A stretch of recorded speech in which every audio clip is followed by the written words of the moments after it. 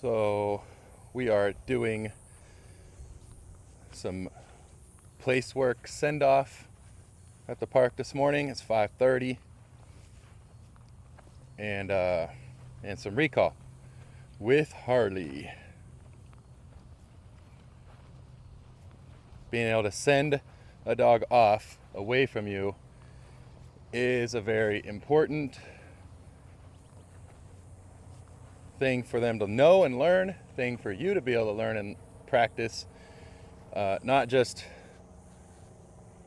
to create resilience in the dog, but you can incorporate play, you can incorporate exercise into this.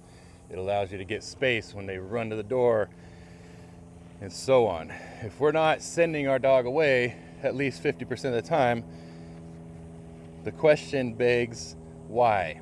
It has nothing to do with the dog, it has everything to do with us and how their excitement when they encroach on our space makes us feel emotionally, and how it fills whatever unresolved emotions and needs or subsequent needs that we have.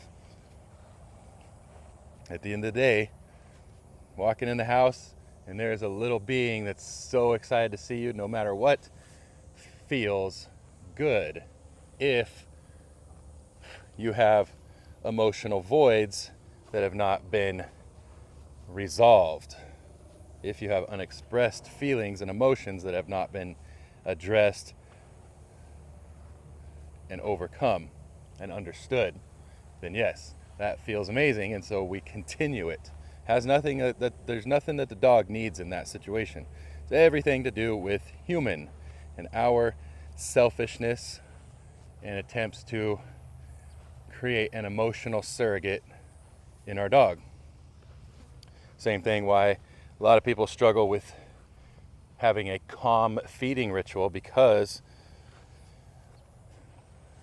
when the dog's not excited to feed, and sometimes your family, husband, wife, kids, aren't excited that you made dinner and you put the thought and the energy and the effort into making a dinner and the love into preparing this dinner, and they are not over the top excited and appreciative, and you don't feel that, the dog easily becomes a surrogate where you simply put food in a bowl for them and they are over the top showing the human version of love, or our perspective of love, but it's quite frankly, it's a very perverted form of love that we are getting from the dog in that situation. It's a very perverted form of love. It's not pure, it's not natural. It's very selfish. So we'll do a little recall here. Hardy, come. Good girl. That's a good girl. Come on, mama. Come on, mama. Good girl. Yeah, good girl. So we have our little celebration here. Harley, good girl. We have our little celebration here. And then I'll send her away again. Place.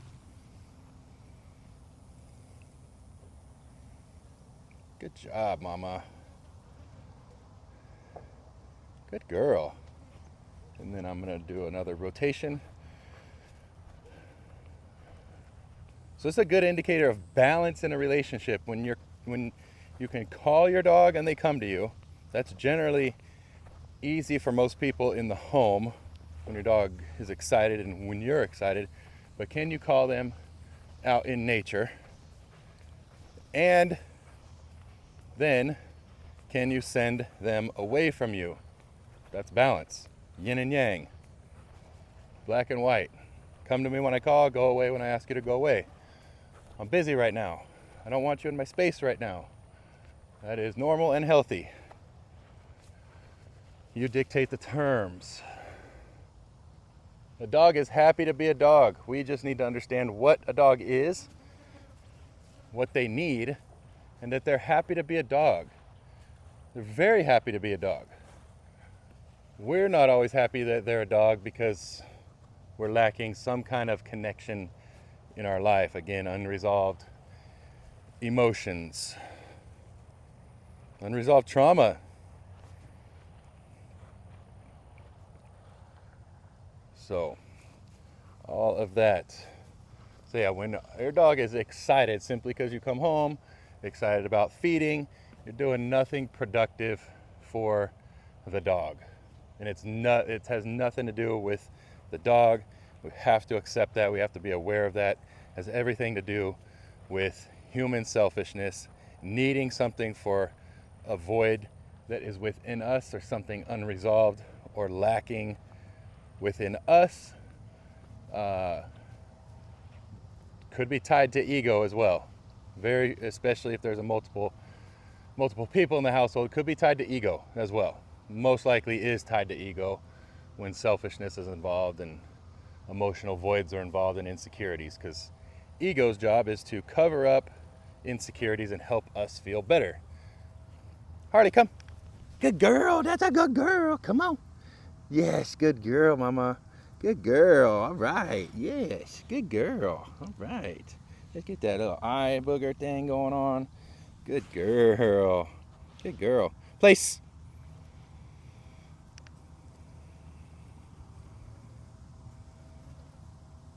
So see how I only told her once?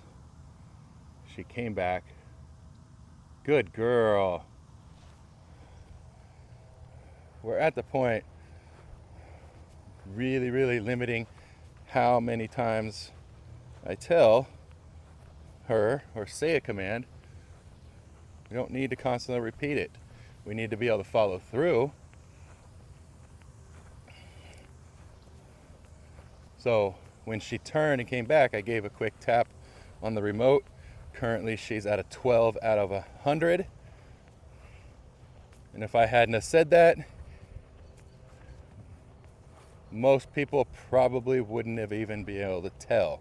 So, did I deliver an electrical shock or a punishment or pain to her would be the question. I don't know. You be the judge. You can play it back. Did it look like she was in pain? Did it look like she was scared? I guess beauty's in the eye of the beholder. Perception is everybody's own. But I know that I'm giving her the freedom now, and I'm building up to be able to give her freedom to enjoy the park with her owners, her handlers, her sister.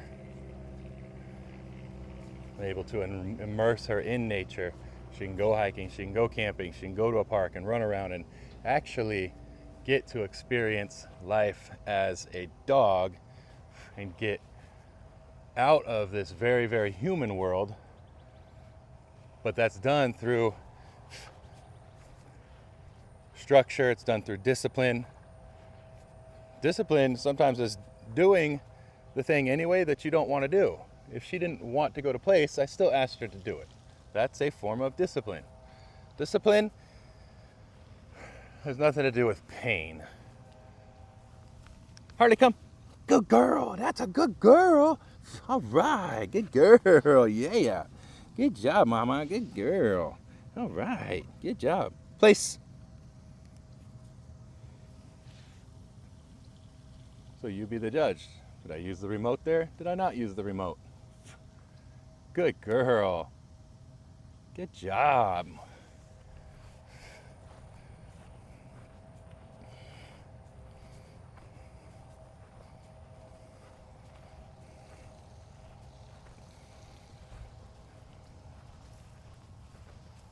And my hands are full. I had surgery last week, so one arm is very, very limited. Normally I'd want to play when I recalled the dog, run away a little bit. So this time when I recall her, I'm going to move away and get her playing a little bit, and then I'll move back towards the place cot and send her off to it. So that's going to look a bit like this. I'll show you. And by the way, I'm kneeling down, so I'm being very inviting to her to break place, to get off that place cot prematurely before being called. It's just increasing the pressure on her a bit. Harley, come. Good girl. Let's go. Come on, mama. Let's go. Let's go. Good girls. Good girl. Come on, mama. Let's go. Come on. Let's go. Come on. Yes. Yes. Good girl. Good girl. So I ran away a little bit. She picked up the pace. I stopped and gathered her up. Harley, Yeah, that's a good girl. Good girl. Now, if you notice, I'm not saying Harley place. I'm not saying, I'm using Harley. Harley is the basis for her recall. Let's go. Good girl. So when we're about 20 feet out, I'll send her to place. Place. She already knows the drill because we practiced. So she's already anticipating this flow, that the sooner she gets there, the sooner she gets to be released, to release the energy, release her emotion into me. Run, chase, have physical touch connection. So place is part of that. It's not separate from it. Place is part of her solution to get something that feels good. Even if it's just running, even if it's just being able to feel the earth and the grass and smelling.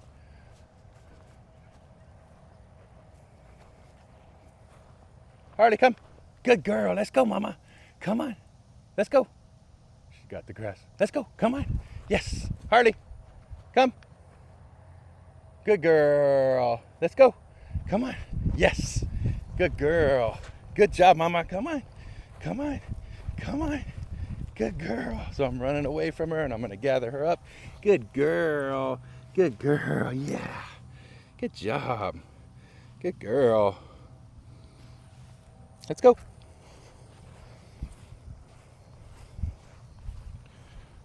So I'll send her from a little further. Place.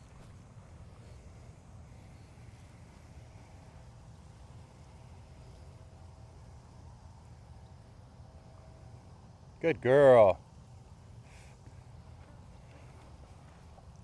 So you hear me say good girl. That's my reward marker.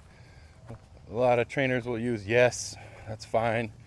Use yes. Sometimes I'll use yes. Sometimes I'll use yes, good girl.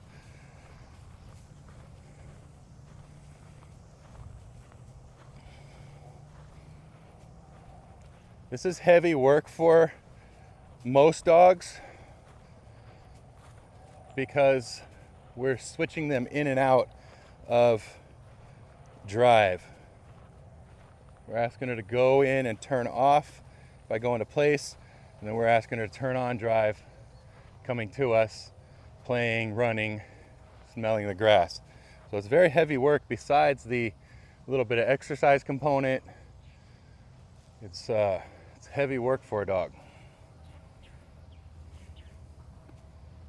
So the other component I can do is I can go back to her. Good girl. Good. Let's go. Good girl. Come on. And then just retrieve her and gather her up. Let's go. Harley. Good girl. That's a good girl. All right. All right.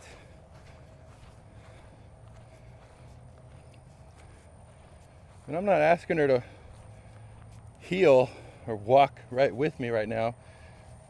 We're at the park. Smell the grass. Enjoy. It's what we work for, so that she can stop and smell that spot right there that is particularly interesting above all the other spots.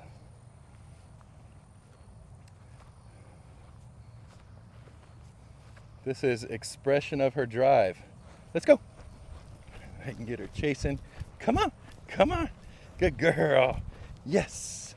Good job, mama. Good girl. Good girl.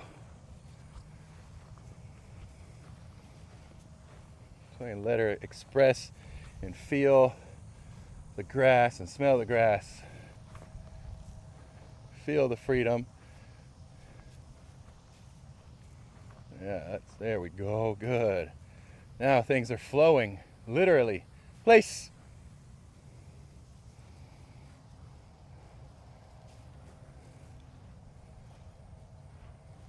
Good girl.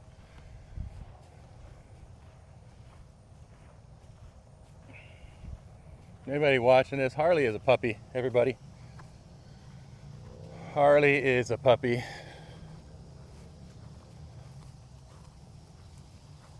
So my point there is having a puppy is not an excuse to not train them and work with them. It's part of your job. You can ruin a perfectly good puppy by, number one, negatively training them, which in layman's terms is training them from a place of human guilt. And I feel bad. And you come in, you give them nothing but freedom and love and affection, and you're picking them up and you cuddle them, but you're not setting any boundaries. And you're not creating any calmness. You're not having them practice stillness. You're not having them wait before they burst out of the kennel. You're not kenneling. That's a way to ruin a perfectly good puppy. It's a way to not raise a stable dog. A dog that listens. When you overfeed a puppy because they don't eat all their kibble, because you give them treats all day, because it's just so much fun to have a puppy, because it's a novelty. When you overstimulate a puppy and you're not giving them enough downtime to sleep, structured, confined downtime. A puppy needs upwards of 20 hours. If they're sleeping and you get up and they follow you, or you're bugging them, you are interrupting their development. Perfectly good way to ruin a puppy. Overstimulate. If you got multiple people in your house, that puppy's getting interacted with because it's such a novelty. Place. Because it's such a novelty, 2, 3, 4, 5, maybe 6 different people interacting with that one animal. If that was a human child, you would say, hey, your brother needs a nap. Hey, honey, I just put him down for a nap.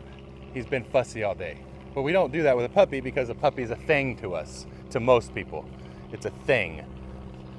It's a thing for our pleasure and our emotional fulfillment.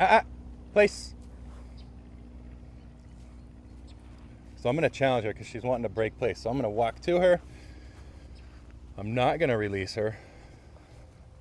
I'll tell her place. Walk away. I'm going to walk kind of fast.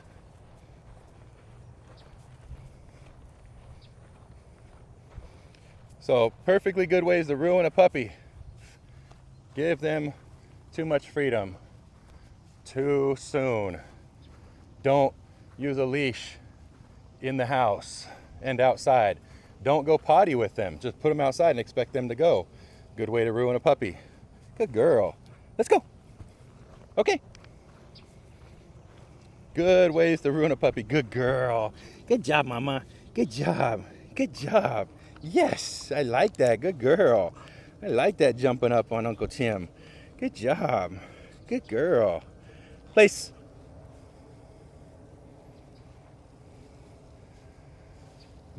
You guys, jumping up is not bad in and of itself. In that moment, she's expressing a lot of emotion, and she's expressing it right to me in a positive way. And because of our relationship, I can send her away. I don't have to get frustrated. I didn't correct her. I gave her love. Good job. I want her channeling that here. I want her drive up and that emotion flowing freely. And then I could send her away. Place.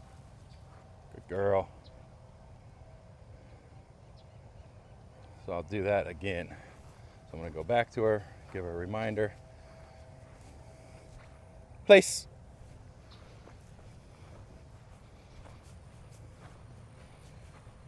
What other good ways is there to ruin a puppy? Fill their kennel with a bunch of toys. Good way to ruin a puppy. Have toys strewn about the house for them all the time. Good way to ruin a puppy. Okay, let's go. Good girl. Good girl. Come on. Come on, mama. Let's go. Yes. Good girl. Come on. Come on.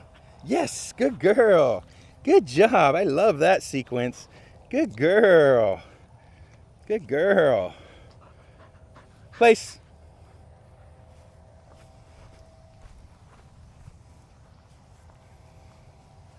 She's gonna go all the way back.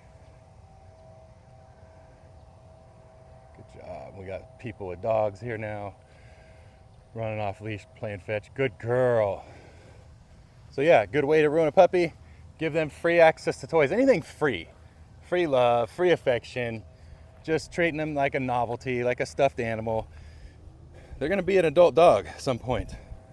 Another way, place. Another good way to ruin a puppy. Harshly correct their biting. And I'm talking puppies under 6 months old. That's a good way to ruin a puppy. Harshly correct their jumping. Good way to ruin a puppy under 6 months old. Another good way to ruin a puppy. Punish potty accidents in the house. Good way to ruin a puppy. If your puppy has an accident or goes potty in the house, that's on you. That's because you weren't using a leash in the house. You're giving them too much freedom. You weren't supervising them. You're not using a kennel. You're not having a structure on when to take them outside proactively. And so they had to go potty. It's a good way to ruin a puppy. Most people do really good with understanding and teaching a puppy that you are their access point for food. Why? Because the food's put away in a cabinet or a pantry or a secure bin. And you're the only one that gets access to that, and you give them the food. So apply that to just about everything else. Apply that to going outside. Apply that to toys. Apply that to affection a little bit. Apply that to anything. You do really good understanding that you want your dog to know that you're the one that feeds them. Apply it to everything else. Be more relevant. Your dog and your puppy want a master. They want someone who they know has mastery of the world around them. This is a very human world. It's very stressful. So when we give our puppies freedom, they've got to try to figure out the domestic life, the human world. They don't understand it. The comings and goings, the noises, the commotion, the emotions of humans. We're leaving them to figure it out. That is gotta be stressful. They don't speak English. They do not speak your language. So another good way to ruin a puppy, especially when you're trying to train them to do something, talk at them constantly. Good way to ruin a puppy is have dialogue with them. They are not an intellectual being. The only beings that are capable of dialogue are intellectual beings. Humans, specifically. So trying to have dialogue with your dog is a clear indicator that you have an emotional need for human connection, and you are doing your best to get that from your dog by having dialogue with them. Now, I'm not saying forever. Do I talk to my dogs and have dialogue? And yeah, absolutely. Absolutely. I don't start that way. I don't start the relationship that way. I keep it simple. I create a relationship of calm, confident leadership, simplicity, fulfilling their needs. And then, yes, later on, I have conversations with my dogs. I read to my dogs. I can talk to them. How was your day? But I also understand and can control my tonality, which matters. Tonality is your sound of your voice, the pitch, the tone, the rhythm. Harley, come. Good girl. Good girl. Come on, mama. See, my tonality changes. Good girl. Yeah. Good job, mama. Good job. All right. Yeah. All right. You tired? Want to go back? That was a good sesh, girl. Good job. Let's go get the place caught. So see how my tonality changes, and I can have a little dialogue with her. She's not going to say, yeah, you know what, I am ready to go back actually. No. But a lot of people will ruin a puppy because they're having exclusive dialogue and there's not really any clarity. Dialogue's just another way of giving free attention and free affection, and it's ruining your dog. Just go, mama. So she's a little nervous with the place caught right there, which is why I'm carrying it on that side part of it. So I'm going to shorten the leash and just have her there. Now she can smell it and check it out. So I'll just walk with it here. There we go. Most people will have nothing but conversational dialogue with their puppy, but then get frustrated when the puppy doesn't listen to when they say sit or come. The puppy's just used to hearing you chatter all the time, and it's just nonsense to them. Nonsense, utter nonsense. Keep it simple first. Get the basics down first before you start. Whoa, that was a big loud noise. Before you have dialogue with your dog. I would not have a lot of dialogue with a puppy until that's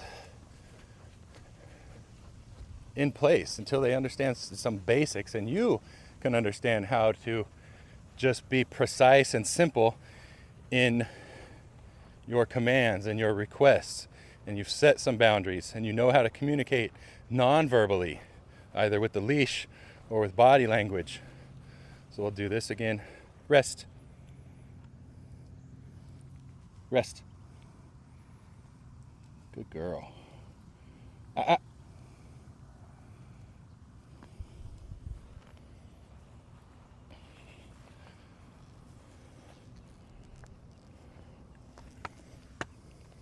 Try to hold the camera steady.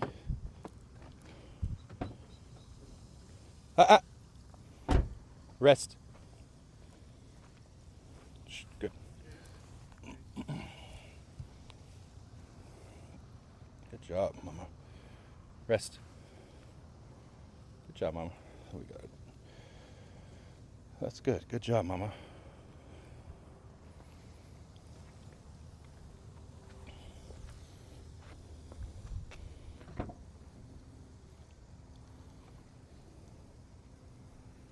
Okay.